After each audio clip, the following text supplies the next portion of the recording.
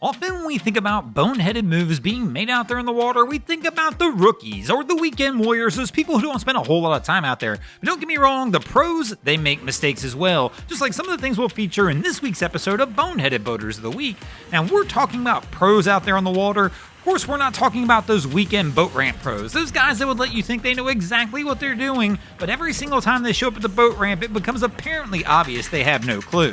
No, but instead we are talking about the true professional mariners, those mariners who get out there on a daily basis and do it for a living. This is their job, to go ahead and get out there on the water and get the tasks done that need to be done. Now, I know what you're thinking, but BG, everybody I've ever talked to who is a boater thinks they're a pro, and you're not entirely wrong. Many times we'll meet boaters out there and they already think they know everything, every rule, and how everything goes on the water. I mean, including correct ways to tow. Is that hooked to the UTV?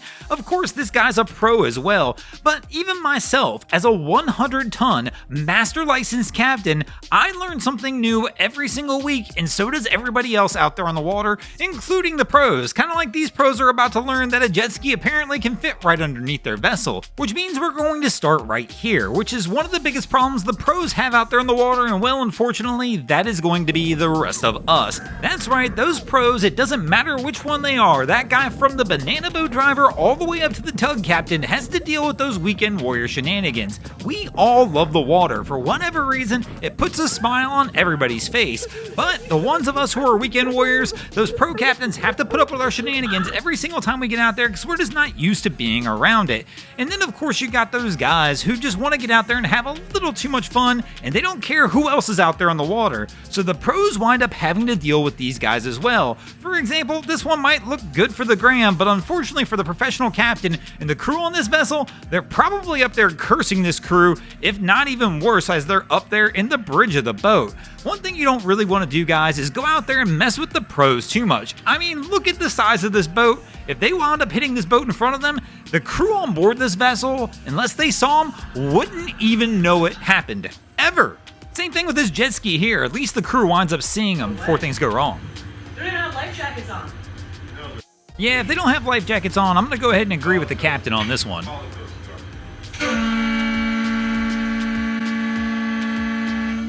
Now, I know some of you are thinking, but what's really wrong here, BG? Well, this is what's wrong here. Oh my God! Keep straight. The problem is, playing this close to a big boat, things can go wrong. Like just happened here, he's dumped his passenger in the water right next to this large vessel. Now, I know you may be thinking, well, they're plenty clear, but it doesn't take much for things to go wrong, especially when you're playing with a boat this size. And this crew, once again, is just playing around for no good reason. They are here on a river where there is plenty of space off to the side and well in front and well behind this boat.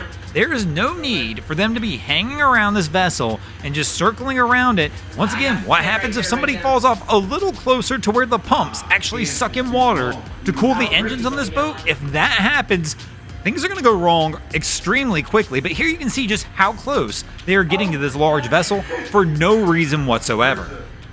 Boat phone? I don't have it. I think you had it last. He's still right here. Ricky, try to get a VIN number if you can. Now, for whatever reason, it's not just the weekend warriors out there getting too close to those big commercial vessels. Somehow, the big commercial vessels, sometimes they wind up too close to each other as well, as we'll see right here.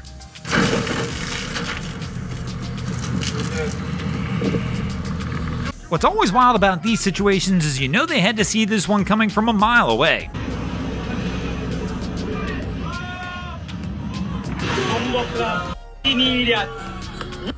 Now, many times people will ask, well, how do the pros wind up in these situations? I mean, these are the guys that we rely on out there in the water to know exactly what to do in some of the worst situations, and the guys we rely on to get things done out there on the water. Well, the reality is one of the reasons why the pros make mistakes as well, and are actually probably more likely to make a mistake than you, well, they spend more time out there on the water, probably in 1 year, than you may spend in your entire life on the water. With that higher likelihood of being out there, that gives them a much higher likelihood of making mistakes. I mean, the more times you do something, the more times you have the chance of kind of doing it wrong. Go back there and try backing your boat into a slip 100 times, and I promise, even if you get it right 99 times, you're going to mess up at least once. Even once you've done it many times, you're just going to miss the obvious things, and all of a sudden, the next thing you know, the mistake will be made.